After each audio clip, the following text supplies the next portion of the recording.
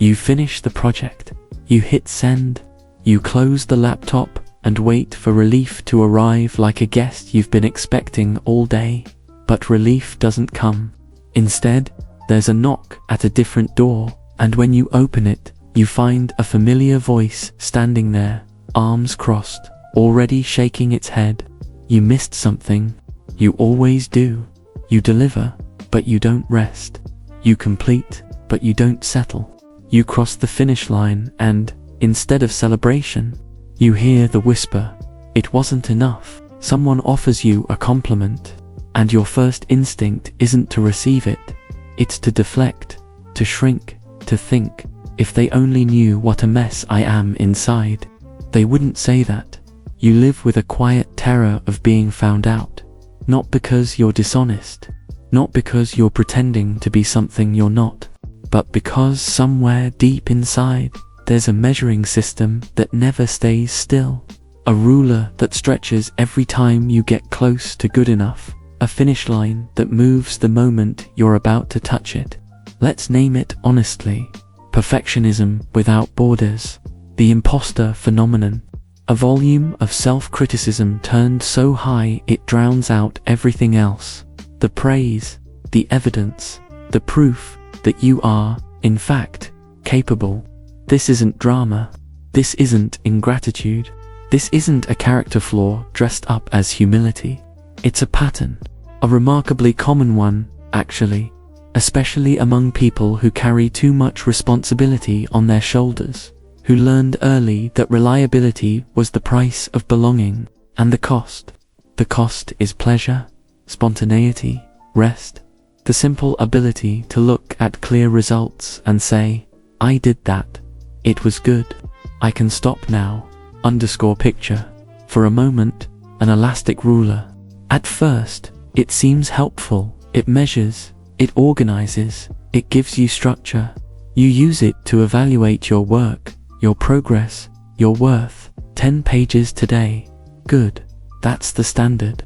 But here's the thing about elastic rulers. They stretch. Tomorrow, 10 pages won't be enough. 15, maybe. The day after that, 20. And then one morning you wake up and the ruler reads 31. Just so no one thinks I'm slacking off, the goalposts don't just move. They sprint ahead of you, laughing as you chase them. This is what it feels like to live inside a house where the doors keep changing places. You memorized the layout years ago. You know exactly where safety should be, but every time you reach for it, your hand meets a wall. The architecture of your own expectations keeps shifting, and you're left wandering through rooms that should feel familiar but never do. The elastic ruler, that invisible set of internal criteria you use to measure your performance and your value, was supposed to help you. And maybe, once upon a time, it did. Maybe it kept you focused when focus was survival. Maybe it pushed you forward when standing still felt dangerous. But somewhere along the way, the tool became the tyrant. The helper became the warden. You learned early that mistakes had a price. That errors weren't just errors. They were evidence. Evidence that you weren't trying hard enough, paying enough attention, caring enough about the people depending on you. So you grew. You adapted. You built armor out of achievement and walls out of overwork. You became someone who delivered, always, no matter what. But at what cost? Dr. Kristen Neff, one of the pioneering researchers in self-compassion, often speaks about the difference between healthy striving and self-critical perfectionism. Healthy striving, she explains, comes from a place of genuine care, a desire to grow, to contribute, to become. Self-critical perfectionism, on the other hand, comes from fear. Fear of rejection, fear of inadequacy, fear that if you stop performing, you'll stop mattering. The elastic ruler lives in the land of fear. It whispers that your worth is conditional, that love is something you earn through flawless execution, that rest is a reward for the finished, and you are never finished. There's always one more revision, one more check, One more quiet voice reminding you that someone, somewhere, is doing it better, faster, with less effort and more grace. And so you keep running, not toward something, but away from something, away from the version of yourself that might be seen as lazy, careless, unworthy, away from the terrifying possibility that if you slow down, the world will finally see what you've always suspected, that you were never quite enough. But here's what I need you to hear, really hear, before we go any further. You are not making this up. Your internal ruler really is heavier than it should be. The weight you carry is real, even if it's invisible to everyone around you. Even if your resume sparkles. Even if your inbox is full of thank yous. Even if, by every external measure, you're succeeding. You are not ungrateful for struggling, despite your accomplishments. Pain doesn't require permission. Suffering doesn't check your credentials before it settles into your chest. You can have a good job and a good life and good people around you and still feel the ache of never being quite enough. These things are not contradictions. They are simply human. There's an ancient story that might sound familiar, not because you've read it, necessarily, but because you've lived it. His name was Gideon, and when we first meet him, he's not standing on a stage, or leading an army, or doing anything remotely heroic. He's hiding, threshing wheat in a wine press, a strange, cramped, secret place, because he's afraid. The world outside is dangerous, resources are scarce, and Gideon has learned, like so many of us learn, that staying small is staying safe. Then someone speaks to him, calls him a mighty warrior, and Gideon's response, it's almost laughable in its familiarity. I think you have the wrong person. He lists his disqualifications like a resume in reverse. His family is the weakest. His clan is the smallest. He is the least of the least, the bottom of the bottom, barely worth mentioning in a room full of people who actually matter. If there's a line of qualified candidates, Gideon is standing at the back, half hidden behind a pillar, hoping no one notices him. Does that sound like anyone you know? Gideon is the portrait of someone who walks into a room already apologizing for taking up space. Someone who hears an invitation and immediately wonders if it was meant for someone else. Someone whose inner ruler has stretched so far that no accomplishment, no calling, no external confirmation can convince him that he belongs. We'll return to Gideon. His story doesn't end in the wine press. But for now, I want you to sit with this. Even figures we later call heroes often began exactly where you might be standing. Now, doubtful, afraid, measuring themselves against a ruler that only seemed to grow longer with every passing day. So here we are, at the beginning of something.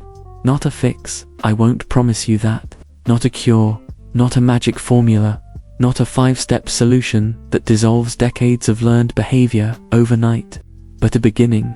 A first honest look at the machinery that's been running in the background of your life, shaping your choices, stealing your rest, convincing you that enough is a destination you'll reach tomorrow if you just try a little harder. The elastic ruler didn't appear out of nowhere. It was built, piece by piece, in moments you may not even remember, in classrooms where only perfect scores were celebrated, in homes where love felt conditional on performance, in relationships where your value was measured by your usefulness, in a culture that rewards exhaustion and calls rest laziness. You didn't choose this, but you can choose what comes next. And the first step, the only step that matters right now, is recognition. Seeing the ruler for what it is, understanding that it's not a reflection of reality, but a distortion of it. A funhouse mirror that makes you look smaller than you are, no matter how much you grow. Your perfectionism was born to protect you. Today, it's the guard that won't let you leave your own prison. But prisons have doors, and doors, even locked ones, can be opened. Take a breath, you've already begun. Your body knows the script before your mind does. The night before a deadline, your stomach closes like a fist. Your shoulders climb toward your ears and refuse to come down. Sleep circles the bed but never lands. You lie there, running through scenarios, rehearsing disasters, editing documents in your head that you've already edited 100 times. And then there's the calendar notification. Feedback meeting. 2 simple words that make your chest tighten. What others call just a quick check-in feels, to you, like walking into a courtroom where the verdict has already been decided. Guilty of not being enough. Guilty of fooling everyone into thinking you were. You open your phone. Social media unfolds like a parade of perfect lives, polished smiles, effortless success. People who seem to have figured out the thing you keep stumbling over. And somewhere in the scrolling, a quiet conclusion forms. I'm falling behind. Everyone else is moving forward, and I'm standing still. You try to celebrate a win. You really do. But before the champagne goes flat, your mind is already racing toward the next goal, the next hurdle, the next just one more thing and then I'll rest. The finish line isn't a destination, it's a treadmill, and you can't find the off switch. A simple email becomes a marathon of revision. Read it, edit it, read it again, wonder if best sounds too formal, if thanks sounds too casual, if the whole thing reveals something broken about you. Projects sit in drawers, half finished, because they're not quite ready yet, and maybe they never will be. And when someone offers you a compliment, your first instinct isn't to receive it, it's to shrink, to deflect, to think. If you knew who I really am, the mess behind the mask, you wouldn't say that. Here's what I need you to understand. Being responsible is not the same as living in permanent alarm. Being useful does not replace being seen. So many people who look functional from the outside, who study, work, deliver, receive praise, carry inside them a constant hum of shame, comparison, and fear of exposure. The elastic ruler doesn't just measure your work, it measures your worth, and the measurement never comes back in your favor. Remember Gideon, hiding in the wine press? His body knew the script too, the hunched shoulders, the furtive glances, the way fear had become so familiar it felt like a second skin. He wasn't broken. He was trained to measure himself by standards that were never his own, to see himself through the eyes of threat rather than truth. You are not broken. You are overtrained, trained to measure yourself by everyone else's ruler. The ache in your shoulders, the knot in your stomach, the exhaustion that sleep doesn't touch. These are not signs of weakness, they are signals. Your body is telling you what your mind refuses to admit. This pace is not sustainable. This measuring is not fair. This way of living is not living at all. And the first step towards something different is simply this: noticing where the tension lives, noticing when the comparison starts, noticing that the ruler in your hand was never designed to measure someone like you. So let's return to that ancient face, not to preach, but to recognize. Gideon doesn't enter the story wearing armor. There's no trumpet announcing his arrival, no crowd partying to let the hero through. When we first find him, he's crouched in a winepress, threshing wheat in secret, doing small work in a tight space, because the world outside feels too dangerous. He's not preparing for greatness, he's surviving. And then comes the call. A voice telling him he's been chosen for something massive. And what does Gideon do? He doesn't stand tall. He doesn't say, "Finally, someone sees my potential." No, he argues. He shrinks. He says what so many of us have whispered in our own moments of opportunity. "I think you've made a mistake. I think you meant someone else." He lists his disqualifications like evidence in a trial against himself. His clan is the weakest, his family is the smallest, and he is the least of the least. barely visible in a photo where everyone else seems to belong. It's the posture of someone who enters every room already apologizing for the space they occupy. Someone who, before anyone else can reject them, rejects themselves first. Does this sound familiar? Here's where it gets even more recognizable. Gideon asks for signs. Not once, multiple times. He needs proof. He needs confirmation. He needs the universe to say it again and again, because the voice inside him keeps whispering, "You're going to ruin this. The moment they leave you alone, you'll fail." This isn't weakness. This is the architecture of anxiety. The desperate reaching of someone whose internal ruler has stretched so far that no single affirmation can close the gap. Even when the signs come, and they do, the doubt doesn't disappear. It just gets quieter for a moment before returning, dressed in new clothes. Gideon compares himself to others. He hesitates. He measures every step like a man walking across a frozen lake, unsure if the ice will hold. His courage doesn't arrive fully formed. It comes in installments, shaky and uncertain. He starts small, gathers a handful of people, tests, breathes, tries to believe that maybe, just maybe, this could work. Read his story this way, and you stop seeing a hero. You see a human, a person in process, moving through fear of failure, wrestling with the feeling that everyone else is more qualified, more ready, more deserving. Someone who needs constant reassurance, not because he's needy, but because his internal measuring system was calibrated to impossibly harsh standards long before he had a choice. You are not a fraud. You are someone who learned to see yourself through the harshest possible lens. Gideon's story isn't in the Bible to shame you into confidence.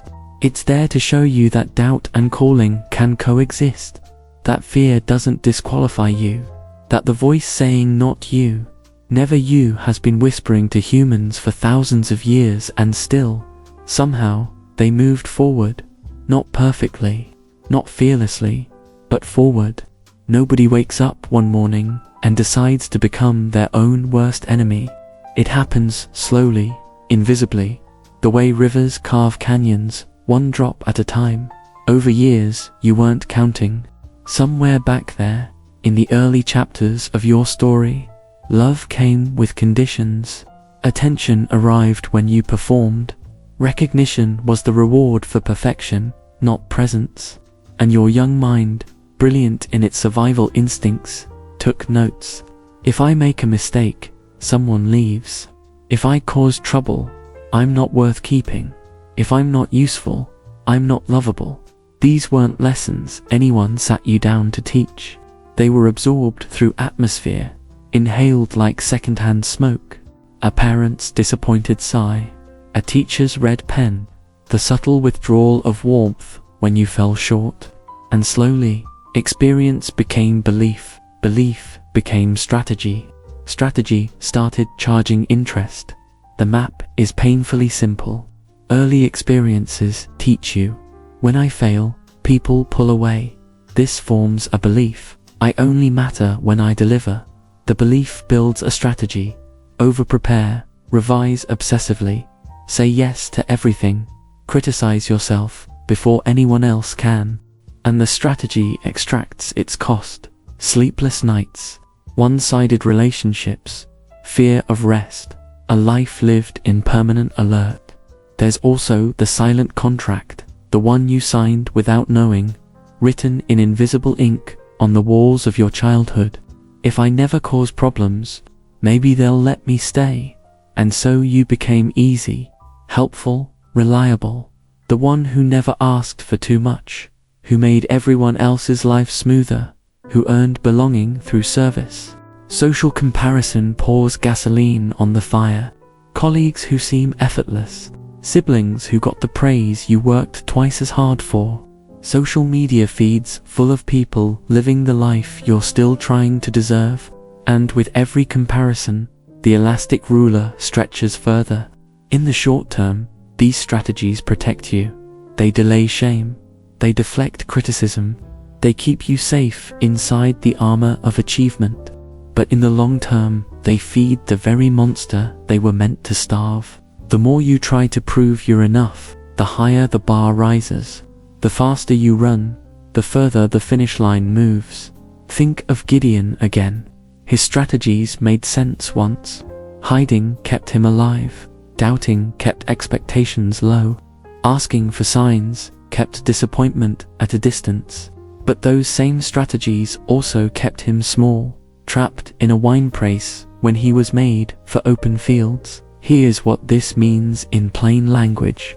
When care was inconsistent, your body learned to stay vigilant. When affection depended on results, your mind confused your value with your output.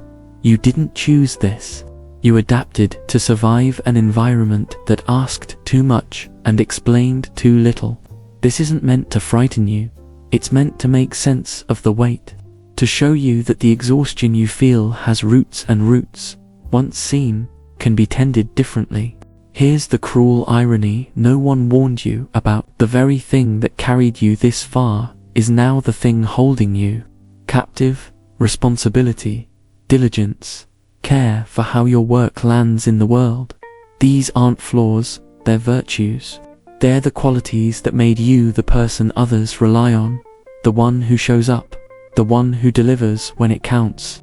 They pushed you through late nights and hard semesters, through jobs that demanded more than they gave, through seasons when quitting would have been easier but you stayed anyway. But virtues without borders become prisons. The same force that made you study also makes you unable to stop revising. The same instinct that made you work hard now whispers that rest is laziness. The same care that made you deliver excellence now punishes you for every imperfection, every stumble, every human limitation. Your perfectionism was born to protect you. Today, it's the guard that won't let you leave your own prison. Think of a fire. Controlled, it warms the house, cooks the meal, lights the dark. But without edges, without a hearth, without boundaries, it burns everything down. Your drive is that fire. It was never meant to consume you. But somewhere along the way, the walls came down. And now it blazes through every room of your life, leaving no space untouched, no corner safe. The fear, of course, is that if you loosen your grip, you'll fall apart. That boundaries mean becoming careless, lazy, one of those people who doesn't try. But that fear misunderstands the goal. You don't want to stop caring. You want to stop bleeding. You don't want to abandon responsibility. You want responsibility to stop feeling like a whip against your own back. Gideon faced this paradox too.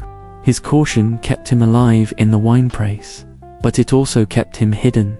His doubt protected him from disappointment, but it also blocked him from purpose.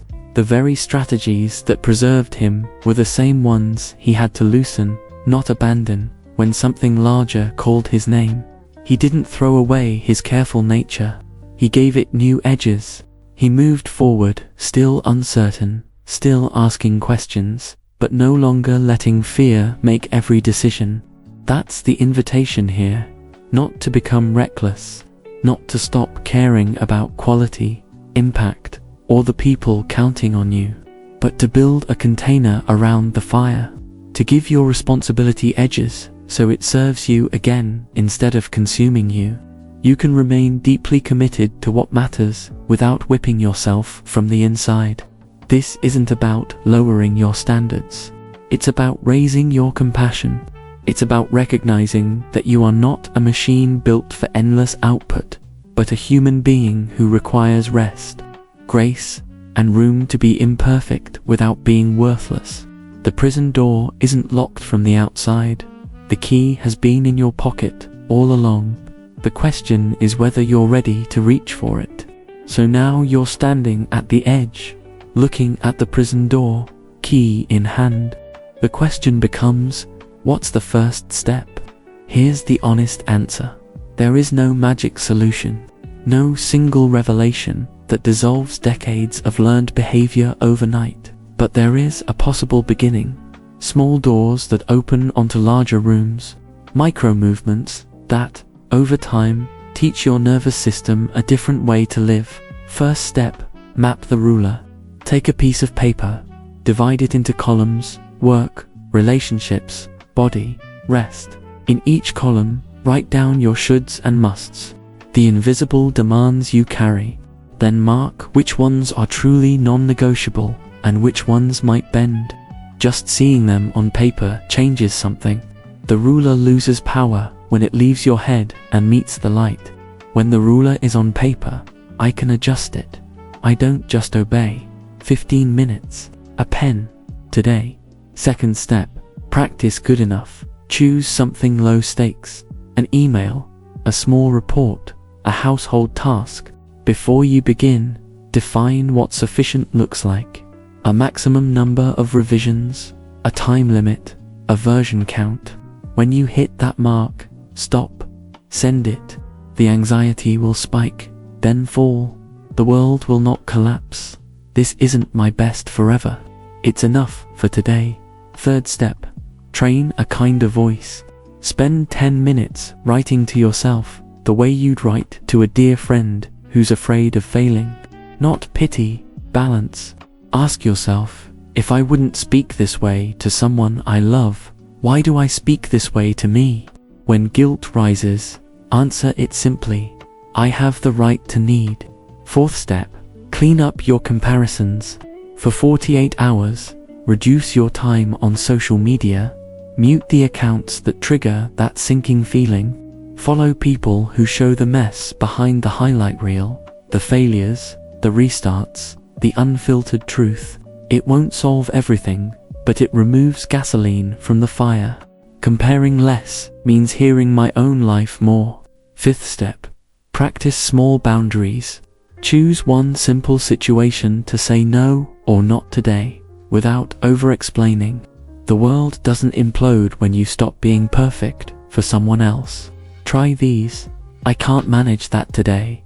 Can we reschedule for Thursday? I want to help, but I can't deliver what you need in this time frame. I need more time to do this well. Gideon moved this way too. Not in giant leaps, but in trembling steps. He tested before he trusted. He started with a small group before facing the larger battle. He didn't wait until the fear disappeared. He moved while it was still there, one uncertain foot after another. You can do the same. One micro step at a time. Not because you're fixed, but because you're beginning. Let's return one more time to that ancient story. Not for a lesson, but for a mirror. Gideon didn't transform overnight. There was no single moment where doubt vanished and confidence arrived fully formed. His journey was slower, messier, more human than that. He moved in fragments. He listened, then questioned. He received a sign, then asked for another. He tested with a small group before facing the larger battle. Each step wasn't perfect. It was just enough to take the next one. This is what psychologists might call graduated exposure. Facing fear in doses small enough to survive, large enough to stretch. Gideon didn't wait until he felt like a giant inside to act like one outside. He moved forward, carrying his smallness with him, letting action teach him what waiting never could. And here's the part that matters most. He didn't do it alone. He had confirmations along the way. Signs that said, yes, you, keep going. Not because he was weak for needing them, but because the human heart requires reminders when the internal voice has been cruel for too long. You can walk the same path, one possible step at a time. Write down the ruler. Define what's sufficient. Send the B- version. Make a small request. Say a gentle no. None of these will feel triumphant at first. They'll feel shaky, uncomfortable, maybe even wrong. But that discomfort isn't proof you're failing, it's proof you're changing. And as you walk, carry these truths like stones in your pocket. Reach for them when the old voice returns. You are not inventing drama. Your internal ruler really is heavier than it should be. You are not ungrateful for struggling even when you have accomplishments. Pain doesn't check your resume before it settles in. You are not a fraud. You are someone who learned to see yourself through the harshest possible lens, and that says more about what you survived than who you are. You don't actually want to be perfect. You're just exhausted from always feeling like you're falling short. You can stay committed to what matters without whipping yourself from the inside. These aren't affirmations to paste on a mirror and forget. They're anchors, ground to stand on when everything else feels like quicksand. Gideon had his signs, fleece wet, fleece dry, confirmations that the path was real even when his fear insisted otherwise. These truths can be yours. The road ahead isn't about becoming someone else. It's about becoming more yourself, the version that existed before the ruler stretched beyond reason, before the armor became heavier than the threats it guarded against. That version is still in there, waiting, not for perfection, but for permission. Permission to rest. Permission to rest. Permission to be enough. Permission to walk forward, uncertain and human, one trembling step at a time, just like Gideon did. Imagine, for a moment, what life feels like when the elastic ruler finally stops stretching on its own. Rest arrives without guilt attached. Pleasure returns without the tax of productivity. Spontaneity, that thing you almost forgot existed, walks back through the door like an old friend you thought had moved away. Responsibility stays, but it feels different now. Lighter. It becomes a choice again, not a sentence. Something you carry, not something that carries you to exhaustion. You stop confusing usefulness with value. You begin measuring presence instead of output. You realize, perhaps for the first time, a truth that changes everything. Your worth didn't begin when you started producing, so it doesn't end when you fail. The world doesn't need you perfect. It needs you present, alive, holding a ruler that finally fits human hands. Let me say clearly what we planted at the beginning. The feeling of never being good enough doesn't appear from nowhere. It's usually an old survival strategy, built in environments of high demand, criticism, or relentless comparison. Over time, that strategy becomes a prison. The internal ruler rises higher with every achievement. Self-criticism becomes a whip, and no result, no matter how impressive, brings peace. But when you recognize the mechanism, when you map the impossible ruler and introduce new ways of relating to yourself, good enough criteria, practical self-compassion, boundaries that protect instead of punish, something shifts. You can stay responsible without destroying yourself from the inside. Gideon discovered this too. He never became fearless. He never stopped asking questions. But somewhere between the winepress and the open field, he learned to move forward without waiting for the doubt to disappear. He carried his humanness with him, and it was enough. For the next 24 hours, choose one small gesture. Write down your ruler, the invisible demands you've been carrying, or send a beaminous version of something safe, or say a short, respectful no without over-explaining. Then notice your breath afterward. If guilt arrives, and it might answer it with your anchor, I have the right to need. This is not about becoming someone new. It's about returning to someone you forgot. The one who existed before the ruler stretched beyond reason. The one who deserves rest, grace, and a measure of kindness from the only voice that follows them everywhere. One final note. This is educational content, meant to illuminate, not to diagnose. If this topic stirs intense suffering, memories of abuse, or persistent feelings of worthlessness, please seek professional support. There is a path between demanding less of yourself and remaining deeply responsible. You don't have to walk it alone. The elastic ruler can learn new measurements, and so can you.